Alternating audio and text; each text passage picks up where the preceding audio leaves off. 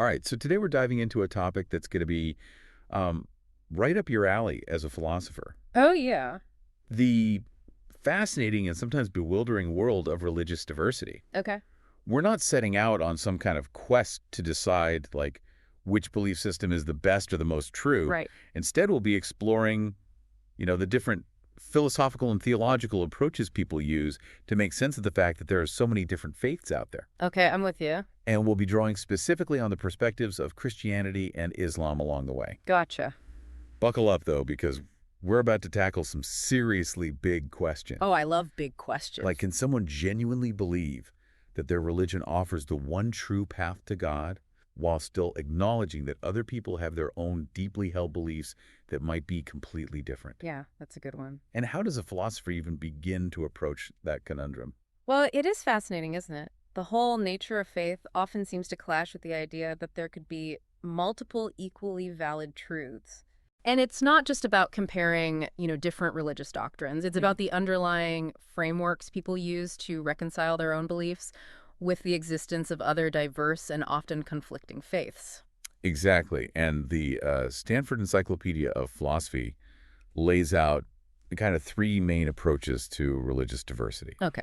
exclusivism, inclusivism, and pluralism. Right. Those are the big three. But I'm curious about the nuances within these categories. Yeah. Like, for instance, where does mutualist exclusivism fit into the picture? Hmm. That idea that multiple conflicting viewpoints could all be justifiably held seems kind of paradoxical, doesn't it? You've hit on a key point there. Yeah. Mutualist exclusivism challenges the very notion of being right in like the traditional sense. Mm-hmm. It suggests that while there might be one ultimate truth, Okay. different religious perspectives could offer like legitimate but limited glimpses of that truth. Like, everyone's working with a piece of the puzzle, but no one has the whole picture. I like that analogy. Yeah. So instead of asking who's right, Right. we should be asking what aspects of truth does each perspective reveal? Exactly. That's a pretty radical shift in thinking, especially for someone who's, been raised in a tradition that really emphasizes the singularity of their own path. Absolutely. And it gets even more complex when we start looking at specific examples. Okay, give me an example. Take conservative Christianity, for instance. Okay. The belief that salvation comes only through accepting Christ. Right. That exemplifies exclusivism in its purest form. It's like that exclusive club with a strict dress code. Yeah. Only one way to get in. Exactly. But then you have inclusivism, which seems to widen the doorway a little bit, right? Precisely. Yeah. Inclusivists propose that while one religion might hold like the most complete truth, Okay. others might offer valid, though perhaps incomplete paths to the divine. A classic example is Karl Rahner's concept of anonymous Christians. Oh, yeah. I've heard of that. He argued that some individuals, despite not explicitly identifying as Christian, might receive God's grace through Christ unknowingly. So they're not officially in the club, Right. but they might still benefit from its privileges, so to speak. Exactly. That brings up an interesting question, though. Okay. Do inclusivists believe that those anonymous Christians are ultimately saved through the same mechanism as those explicitly within the faith? Right. Or is there like a separate, maybe a lesser form of salvation for them? That's a question that has sparked a lot of debate within theological circles. How bad? Some inclusivists suggest there is like a hierarchy of salvation, Okay. while others emphasize the universality of God's grace, even if it's received through different channels. Okay, so there's not really a clear consensus on that one. Not really, no. And then we have pluralism, Right. which seems to like blow the doors wide open. Mm. Would it be fair to say that pluralism views all religions as kind of equally valid paths up the same mountain, Okay. even if those paths diverge significantly along the way? That's a good analogy. Yeah. Pluralists argue that different religions offer equally valid perspectives on ultimate reality, even if those perspectives seem to clash. Okay. It's not about reaching the same peak, Right. but acknowledging the transformative power of each path. John Hick, Yeah. a prominent pluralist, pointed to the concept of transformation parity. Okay. He argued that many religions demonstrate an equal ability to foster positive life transformations in their adherents. Yeah, that makes sense. suggesting a common, perhaps divine source at play. This idea of transformation parity is really interesting because Yeah. if we shift our focus away from, doctrinal correctness Right. to the tangible impact of these different faiths, Yeah. it opens up new avenues for dialogue and understanding, for sure. For sure. But it also begs the question, does encountering such a diverse tapestry of beliefs create an obligation for individuals to reassess their own? That's the crux of it, isn't it? Yeah. Does engaging with religious diversity trigger an epistemic duty to re-examine one's own beliefs? I like that term, epistemic duty. Yeah. Has a nice ring to it. Some philosophers like Alvin Plantinga argue that exclusivists might feel like they've been epistemically favored, Okay. granted special insight or revelation, Right. and therefore aren't obligated to reassess. It's almost as if they're saying, like, Yeah. my understanding is so profound that I don't even need to question it. Right? But doesn't that create a slippery slope toward dogmatism? Yeah, it's a valid concern. Like, how do we prevent this epistemically favored position from being used to just shut down any critical examination of one's beliefs, Right. even when confronted with, valid counterarguments? That's a crucial concern. Yeah. It highlights the tension between the certainty that often comes with faith Right. and the open-mindedness required for genuine philosophical inquiry. That's a good point. And of course, other philosophers offer contrasting perspectives. Okay. Some propose a qualified obligation to reassess. Okay, what does that mean? They suggest that individuals only need to engage in serious reevaluation when their own beliefs are causing them, like, personal turmoil. Okay, so if your belief system isn't keeping you up at night, Right. you're probably good to go. Or when they encounter perspectives that have significant overlap with their own. So if the challenges you're encountering feel fundamentally different, Yeah, maybe it's not worth the upheaval of a complete overhaul. that's one way to look at it. It's like saying if it's not broken, don't fix it right. Uh-huh. Exactly. And then you have philosophers like William Alston Yeah. who argue that when it comes to religious disputes, if there's no common ground for resolution, no shared set of criteria to assess the validity of different claims, Right. it's perfectly rational for exclusivists to just sit tight with their beliefs. Essentially, they're saying that in the absence of a mutually agreed upon framework for evaluation, Yeah. remaining steadfast in one's convictions isn't necessarily irrational. Okay, I can see that. Yeah. But that raises another interesting point. Even if we acknowledge the rationality of maintaining one's beliefs, what about the real-world consequences of those beliefs? Right. Like throughout history, we've seen so many examples where beliefs about God's will, Yeah. particularly those rooted in exclusivist frameworks, Mm, have been used to justify actions that many would consider harmful. that's true. So does that change the calculus when it comes to this duty to reassess? It's a critical question, and one that philosophers like Jerome Gelman have grappled with. Yeah, what do you have to say? Well, he introduced the concept of rock-bottom beliefs. Rock bottom belief. Yeah, those foundational convictions that shape our worldview and inform our actions. Oh, okay. I see. He argues that while encountering differing viewpoints might not compel us to abandon those core beliefs, Okay. it can force us to examine how those beliefs manifest in our interactions with the world. And if those manifestations lead to harm, Yeah. it raises a serious ethical dilemma. Right, because then you have to question whether your rock bottom beliefs are actually causing more harm than good. Right. And whether a stronger duty to reassess arises in those situations. It makes me think about the psychology of belief. Yeah. How deeply held convictions can be so incredibly resistant to change, It's true. even in the face of compelling evidence or ethical challenges. Absolutely. And recent findings in social psychology actually shed some light on this phenomenon. Really? Yeah, things like confirmation bias, Okay. our tendency to favor information that supports our pre-existing beliefs. Right, we've all been there. And desirability bias, Do it? the inclination to believe what we want to be true regardless of evidence. That's a tough one. These demonstrate the complexities of human belief formation. Yeah. They highlight how our beliefs are often intertwined with our sense of identity, making them particularly resistant to objective scrutiny. So even if we present someone with a compelling philosophical argument for why they should reconsider their exclusivist beliefs, Right. there's no guarantee that logic alone will win the day. Exactly. The human element throws a real wrench in the works. It really does. But this complexity makes the exploration all the more fascinating. I agree. And speaking of fascinating, let's shift gears and delve into the heart of the dilemma facing exclusivists. Okay. Can they rationally maintain their belief in the face of strong disagreement from equally knowledgeable individuals? Especially when those disagreements are coming from people who've dedicated their lives to studying these very questions. Exactly. Like you, Right? it's not just about casual differences of opinion here. No. It's about clashing worldviews backed by rigorous philosophical inquiry. Precisely. And philosophers have, as you might expect, developed various frameworks for understanding how individuals respond to such disagreements. Okay, so how do they break it down? We can categorize these responses into four main groups. All right, let's hear them. Steadfast, Okay. conciliatory, suspension of belief, Okay. and defeatist. So 4 different ways of reacting to this kind of disagreement. Yeah. Okay, so let's unpack those a bit. Sure. Steadfast sounds pretty self-explanatory. Yeah, It's the I'm right and that's that approach. exactly. Unwavering even when confronted with opposing views. Right. And on the opposite end of the spectrum, we have the defeatist response, Okay. which seems to entail completely abandoning one's beliefs because of the disagreement. Yeah, it's like saying, if others disagree, I must be wrong. Right, like giving up completely. Yeah. But what about the middle ground?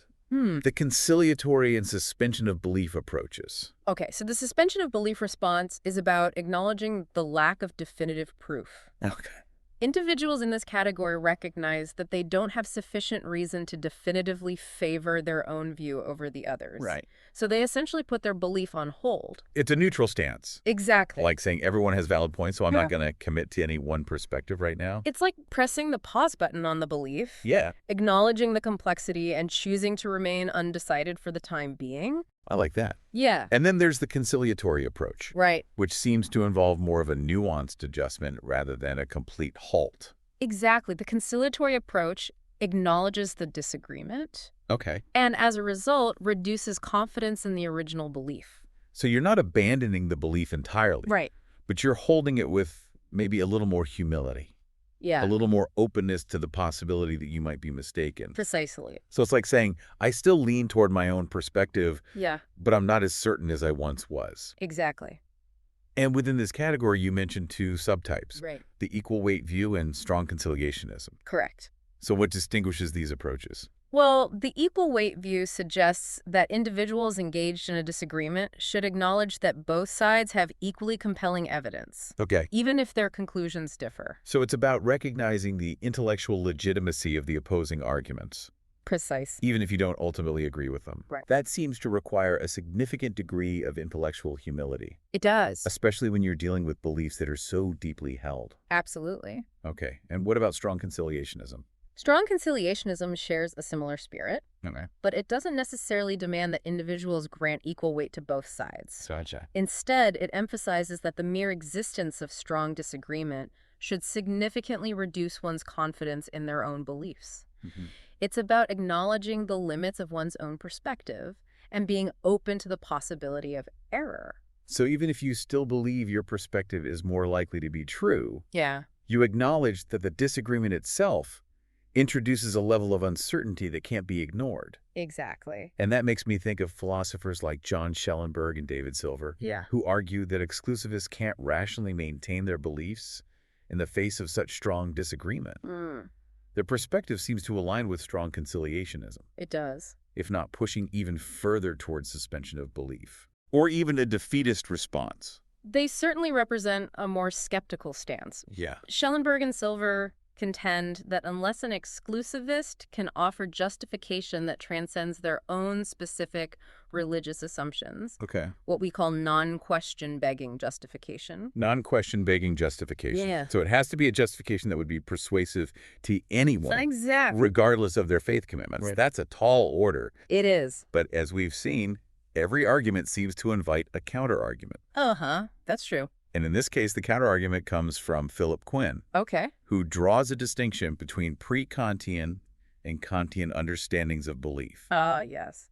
Kant. Now, this sounds like we're venturing into some pretty deep philosophical waters here. We might need a life preserver. So can you break down these concepts for our listeners who might not be as familiar with Kant's work? Of course. Okay, so pre-Kantian versus Kantian when it comes to belief. The pre-Kantian view assumes a direct and an unmediated access to objective truth. It's like having a God's eye view of reality, Oh. where there's one definitive right answer and everything else is simply wrong.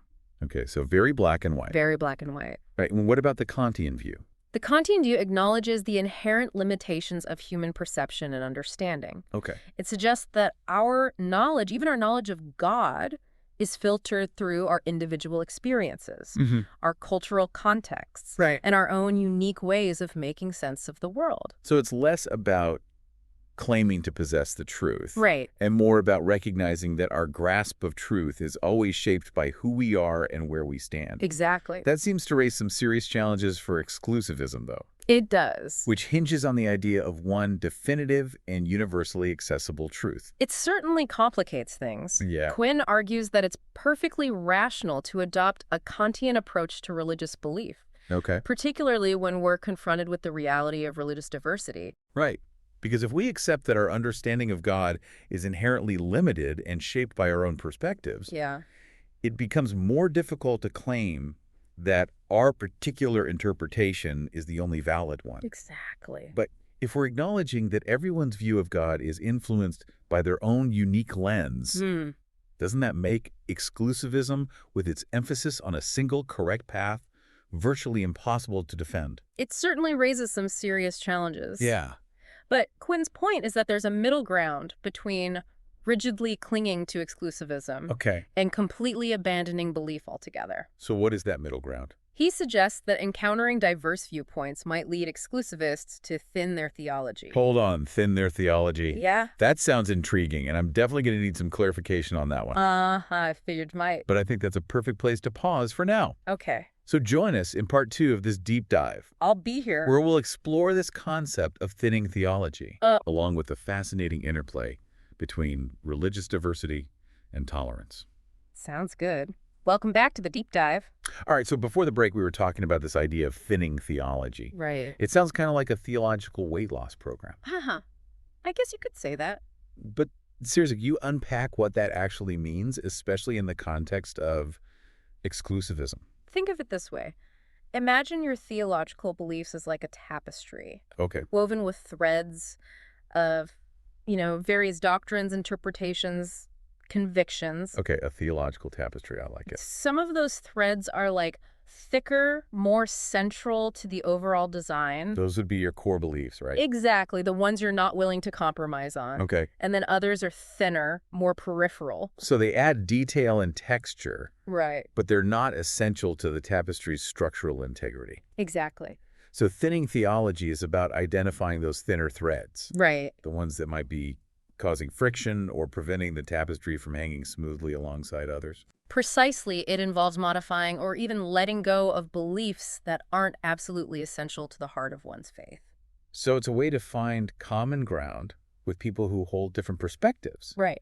to focus on shared principles while acknowledging that there might be different interpretations Right. on less central matters. Exactly. Can you give me a concrete example of how this thinning might play out in practice? Sure, consider the various Christian interpretations of creation. Okay. Some adhere to a literal six-day creation, as described in Genesis. Right, the classic interpretation. While others interpret those days as vast cosmological epochs, Okay. aligning with scientific understandings of the universe's age. So like billions of years instead of literal 24-hour days. Exactly. And still others might focus on God as the ultimate cause or creative force behind the universe, Okay. without getting bogged down in the specifics of how or when. So they're not necessarily rejecting the idea of a six-day creation Right. or the idea of vast cosmological epochs, but they're focusing on the core principle that God created the universe. Exactly. And by emphasizing that shared belief, they can thin their theological tapestry to accommodate these diverse interpretations. So instead of arguing about the literal length of a day in the creation narrative, Yeah.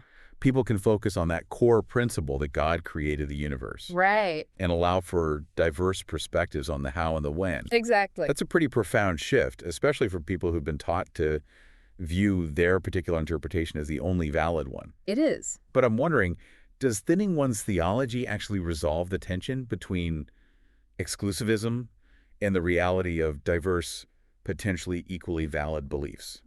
That's the million-dollar question, isn't it? It is. And it pushes us to consider whether thinning theology ultimately leads to a shift away from exclusivism altogether. So if we're willing to modify or discard certain beliefs to accommodate different perspectives, Yeah. does that suggest an underlying openness to inclusivism or even pluralism? It's a fascinating line of inquiry, and I don't think there's a simple answer. And it makes me think about that concept of pragmatic encroachment that you mentioned earlier. Okay. Could it be that the decision to thin one's theology isn't solely driven by, theological or philosophical considerations, Right. but also by personal pragmatic factors? Absolutely. Pragmatic encroachment suggests that our beliefs are influenced not only by objective evidence and logical arguments, Okay.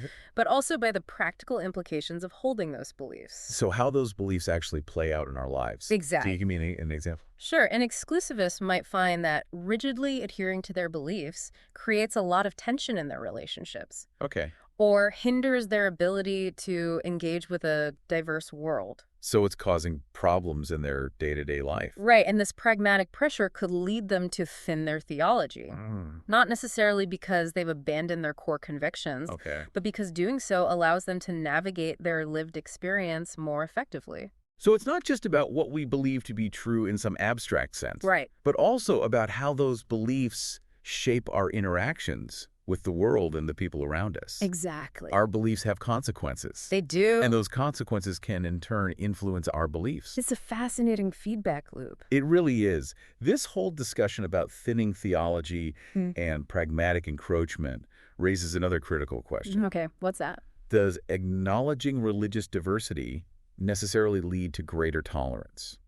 That's the hope, isn't it? It is. The idea that exposure to different beliefs will make us more accepting of those who hold them. Right. Philip Quinn, who we mentioned earlier, argued that reflecting on religious diversity weakens our justification for believing in the superiority of our own perspective. Okay.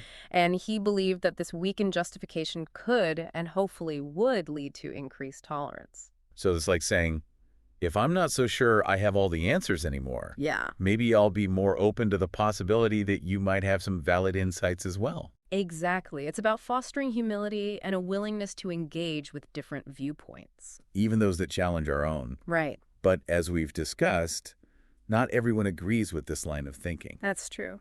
Some argue that highlighting a lack of justification might actually trigger defensiveness and intolerance. Yeah, especially among those who are deeply committed to exclusivist frameworks. So for some people, questioning their beliefs can feel like an attack on their identity, It can. and it can lead them to double down on their convictions, Right. even if those convictions are causing harm to themselves or others. Exactly. It's a complex psychological dynamic, It is. and one that highlights the challenges of promoting tolerance through intellectual engagement alone. Yeah, it's not always enough to just present a logical argument. Unfortunately not. And on a larger scale, some argue that genuine tolerance depends more on strong leadership, inclusive social structures, and just laws than on the mere presence of diversity. Okay. Like you can have a society filled with people of different faiths. But if those in power are promoting division and discrimination, Yeah. tolerance is going to be pretty elusive. That's a crucial point. It is. Tolerance isn't something that just magically emerges simply because you have different groups existing within a society. Right. It takes effort, It does. both on an individual level and a societal level. Absolutely. It requires intentional effort to cultivate understanding, empathy, and respect for those who are different. So simply having a melting pot of religions doesn't automatically create a harmonious society. Nope. You need the right ingredients, Yeah. leadership that promotes inclusivity, Mm-hmm. laws that protect individual rights, Right. and a culture that values dialogue and understanding. It's like baking a cake. Okay. You can't just throw a bunch of ingredients together and hope for the But with a best. recipe, and you need to follow it carefully Exactly. to get the desired outcome. Right. And this brings us to an even more profound question. Okay. Is tolerance even enough? That's a good question. Some philosophers argue that while tolerance is essential for peaceful coexistence, Yeah. it doesn't necessarily foster genuine interfaith dialogue. Okay. Like tolerance can be passive. It can be a sort of live and let live approach, Right. where you acknowledge each other's right to believe differently, Yeah. but you don't actively engage with those differences. It's like that awkward silence at a family gathering. Uh-huh. Oh, yeah, I know that silence. When everyone agrees to avoid talking about politics or religion to prevent an argument, Right, you're exactly. technically tolerating each other's views, Yeah. but there's no real connection or understanding happening. So if tolerance isn't enough, what more is required for genuine interfaith dialogue? That's the big question. It is, what does it take to move beyond simply coexisting to truly understanding and appreciating the beliefs of people from different faith traditions? That's where we move from tolerance to the realm of understanding and empathy. Okay. And that's where scholars like Martha Nussbaum, Karen Armstrong, and Tariq Modood offer some valuable insights. Okay, so what do they have to say? Well, they argue that positive interfaith relations require more than just accepting that people believe differently. Okay. It's about actively engaging with those beliefs, Right. trying to see the world through the eyes of those who hold them. But that can be so difficult, It can be. especially when those beliefs seem so fundamentally opposed to our own. Right. How do we bridge that gap? Exactly, especially when we're talking about deeply held religious convictions Yeah. that touch on these big questions of human existence, Right. questions of life, death, purpose, and morality. And our sources highlight some of the obstacles that stand in the way of genuine interfaith understanding. Okay, like what? Well, for one thing, we have this natural tendency to discredit people who disagree with us, to view their beliefs as less valid or rational than our own. So it's hard to truly understand something Yeah. when you're already predisposed to dismiss it. Exactly. So overcoming our own biases, Right. those ingrained tendencies to favor our own perspective, and to view those who differ as somehow misguided or mistaken, Yeah. that's the crucial first step. It's essential, and it ties back to that Kantian view of belief that we were talking about earlier. Oh, right. If we acknowledge that our understanding of truth, Even religious truth? yes, even religious truth, is shaped by our own experiences and perspectives, it becomes easier to approach those who differ with a sense of humility and curiosity rather than judgment. So it's about recognizing that just because someone sees the world differently than we do, Yeah. doesn't mean they're seeing it wrong. Right. It just means they're viewing it through a different lens, shaped by their own unique set of experiences and cultural influences. Exactly. And on a societal level, there's often a power dynamic at play Okay. that further complicates interfaith understanding. So certain religions or belief systems might hold more sway or influence within a given society. Right, making it more difficult for minority voices to be heard and understood. It's like trying to have a conversation in a crowded room where some voices are amplified, Okay. while others are barely audible. Yeah. Those with less power often struggle to get their perspectives across, It's true. and their insights might be overlooked or dismissed, even if they have something valuable to offer. It happens all the time. And this all raises a really important question about how we approach religious diversity in education. Yeah. How do we teach kids about all these different faiths Right. without promoting one over the other? Exactly. But while also fostering genuine understanding and respect. It seems like a real tightrope walk, It does. balancing the need for neutrality with the desire for meaningful engagement. And it's a question that educators have been grappling with for decades. They have, and there's no easy answer. But there are some generally agreed upon guidelines for teaching about religion in public schools. Right. Yeah, the basic idea is awareness without acceptance, studying without practicing. So the goal is to expose students to different religions, Right. to help them understand the basic tenets and practices of various faiths, Yeah. but without indoctrinating them into any specific belief system. Exactly. It's about knowledge and understanding, not conversion or indoctrination. But what about aiming for that deeper level of empathetic understanding that we've been talking about? Is it possible or even appropriate to go beyond simply presenting the facts Right. and try to cultivate a genuine appreciation for other faiths in a public school setting? That's where things get a bit more complicated. Yeah. And there's a lot of debate about where the line should be drawn. I can see that. Some argue that techniques like visiting places of worship Okay. or having guest speakers from different religions cross the line from education to endorsement. So they're worried that it might be seen as showing favoritism towards certain religions. Exactly. And it's hard to ensure a neutral presentation when you're dealing with something as personal and emotionally charged as religion. I can see both sides of the argument. Yeah. On one hand, direct experience can be so powerful for understanding a different culture or belief system. It can be. Imagine the impact of actually stepping inside a mosque, Okay. a synagogue, or a Buddhist temple, Hmm.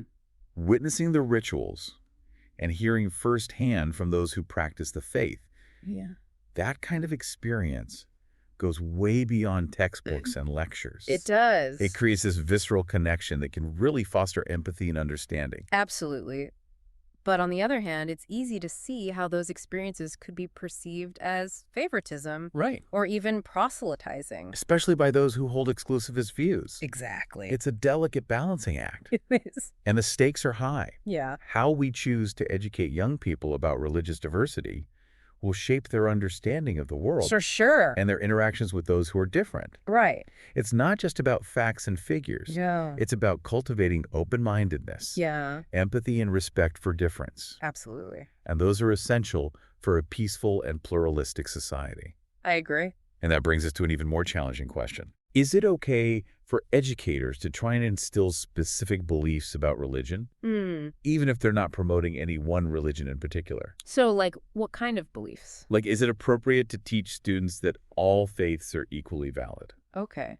or that we should focus on the common values shared by different religions?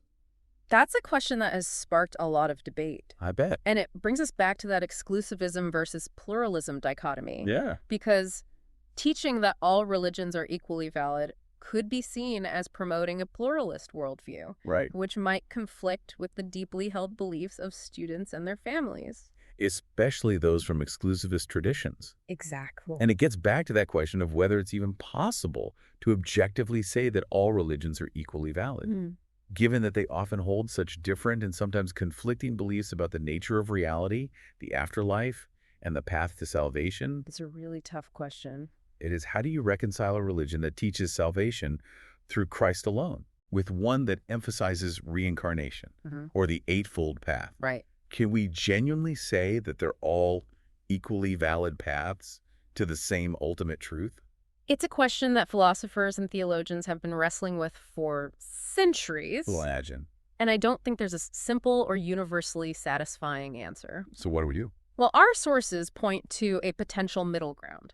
Okay, I'm intrigued. It's a concept called reflective pluralism. Reflective pluralism. Yeah. And who came up with this idea? It was championed by sociologist Robert Wuthnow. Okay, so let's break down reflective pluralism. Sure. What does it entail, and how does it differ from just regular pluralism? Reflective pluralism goes beyond simply acknowledging the existence of diverse beliefs. Okay. It's about recognizing that all of our beliefs, including our religious convictions, are shaped by our cultural contexts. Okay. It encourages us to see our own perspective as just one among many. So not inherently superior or more valid than any other? Exactly. So it's like taking that Kantian view of belief that we discussed earlier and applying it to how we interact with different religions. I like that connection. We acknowledge that our own understanding of truth, even religious truth, is shaped by our own unique lens. Right. And we approach those who hold different beliefs with a sense of humility and openness. Precisely.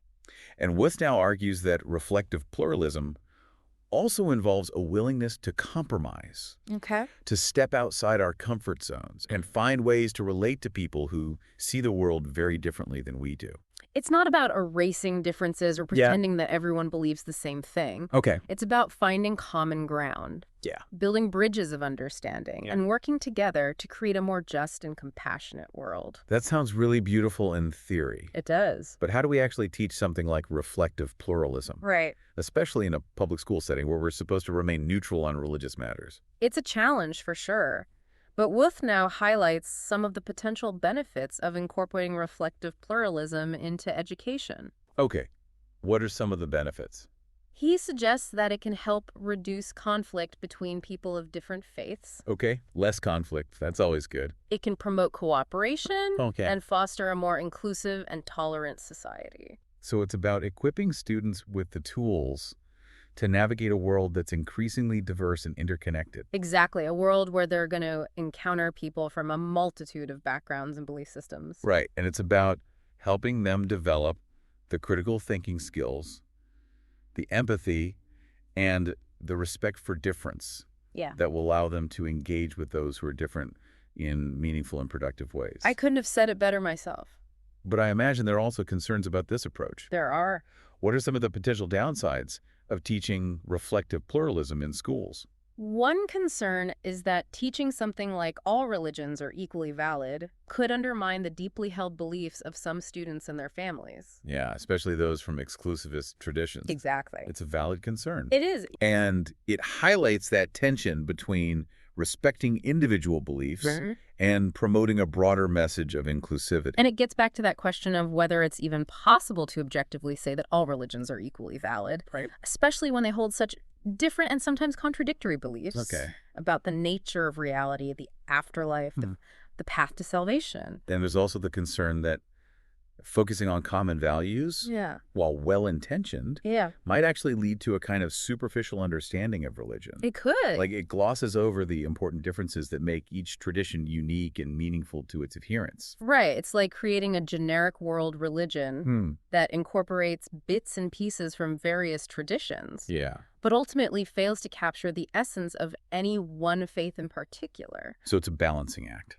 It is. Trying to find that sweet spot between promoting respect and understanding Right. without homogenizing or trivializing the diverse tapestry of beliefs that make up our world. Exactly. And ultimately, the question of how to best approach religious diversity in education is one that each community has to grapple with on its own, Right. taking into account the specific context and the needs of its students.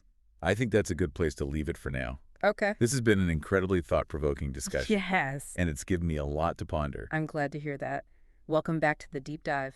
So we've been exploring this really complex philosophical terrain of religious diversity, trying to make sense of these different approaches. Yeah. Exclusivism, inclusivism, pluralism, All those isms. and all the challenges that come with trying to foster tolerance and understanding in a world where there are so many different beliefs. Absolutely.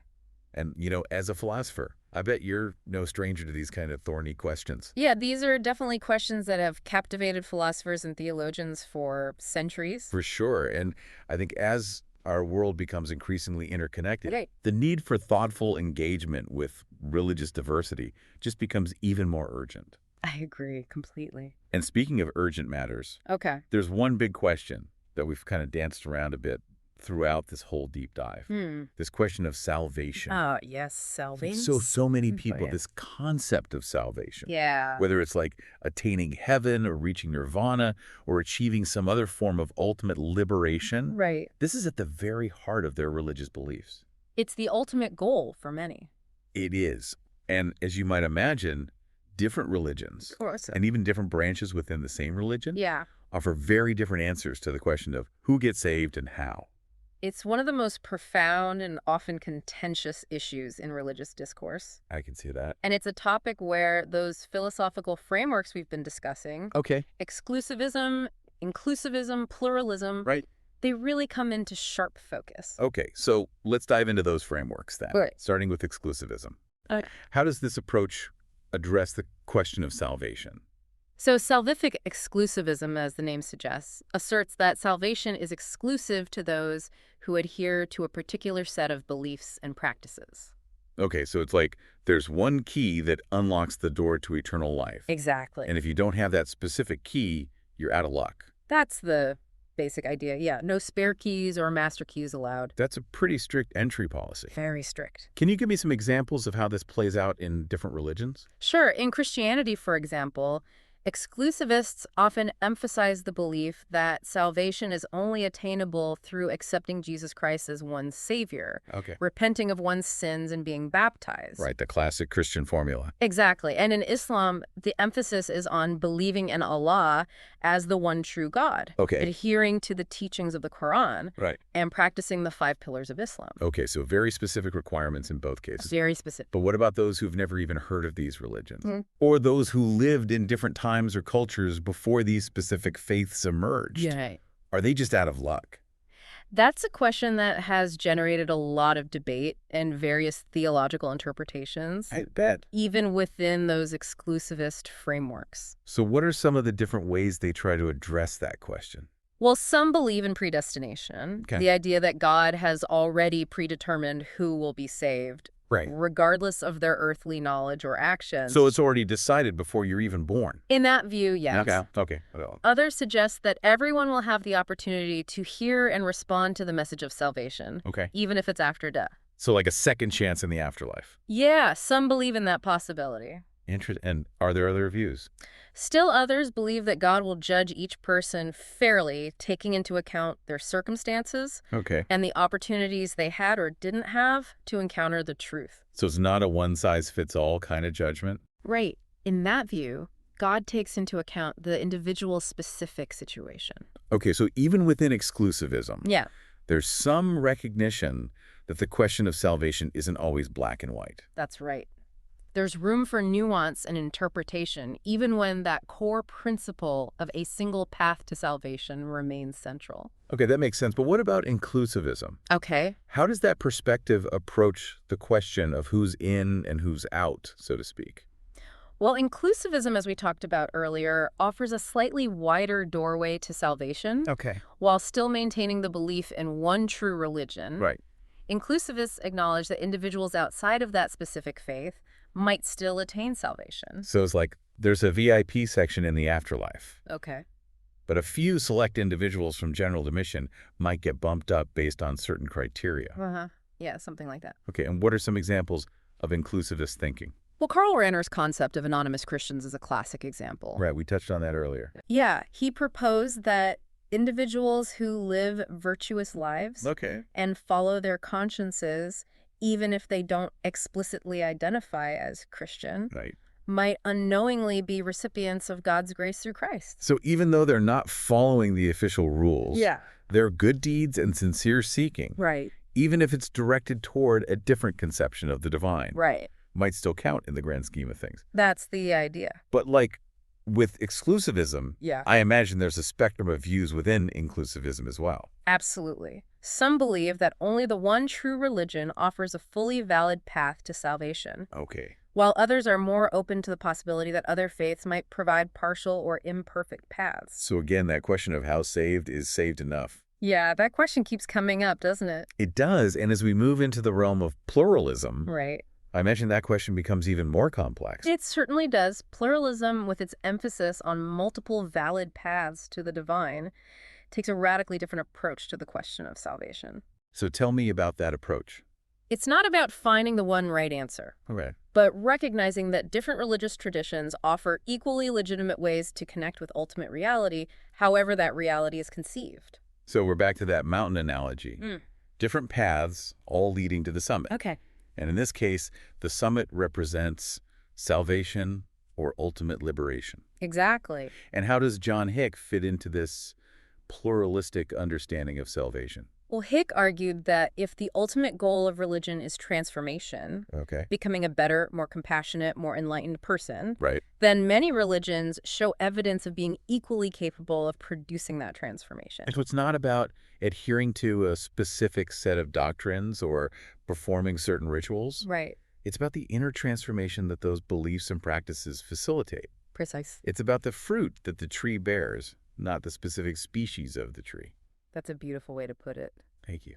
And Hick argued that this transformation parity across different religious traditions suggests that there's a common underlying reality, Okay. a divine source, if you will, Yeah. that all religions are tapping into, albeit in different ways. This whole discussion about salvation really highlights how deeply intertwined philosophy and religion are. They are. Like, we're not just debating theological doctrines here. No. They're grappling with these huge questions about the nature of truth, the meaning of life, the human condition. You've hit on a key point. The questions raised by religious diversity push us to examine our own philosophical assumptions, our understanding of knowledge, our criteria for evaluating truth claims. And as we've seen, there are no easy answers. There aren't. It's a journey of exploration, not a destination. And for you as a philosopher, Yeah. it's a journey that's likely to continue long after this deep dive is over. Absolutely. And that's the beauty of it. The questions raised by religious diversity are so fascinating. They are. And they invite us to engage in this lifelong pursuit of understanding both of ourselves and the world around us. Beautifully said. And on that note, I think we've reached the summit of our own deep dive into religious diversity. We have. We've explored these different philosophical frameworks that people use to make sense of all these different faiths out there. Right. We've grappled with the challenges of fostering tolerance and understanding in a world where people have such different beliefs. Absolutely crucial conversations to be having. They are, and we've even dared to delve into this really complex and often contentious realm of salvation. It wouldn't be a deep dive without it. Uh-huh, right? But remember, this is just the beginning of the conversation. That's right. As you continue to explore these ideas, Yeah. I encourage you to approach them with the same kind of curiosity, rigor, and open-mindedness that you bring to all your philosophical inquiries. The world needs more of that. It really does. And who knows, maybe your own philosophical explorations will shed some new light on these age-old questions. That would be fantastic. It would, and maybe it'll help us all move toward a deeper understanding of religious diversity Right. and what it means for our world. Thanks for joining us on the Deep Dive. It's been a pleasure.